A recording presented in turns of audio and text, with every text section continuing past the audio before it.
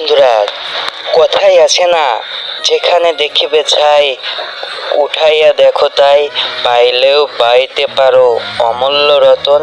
তেমন দেখুন, চায়নার লোকটি একটা পুতুল আবর্জনা ডাস্টবিন থেকে এনে সেটাকে পরিষ্কার করে কত সুন্দর একটা পুতুল বাইর করে, একটু দেখতে থাকুন।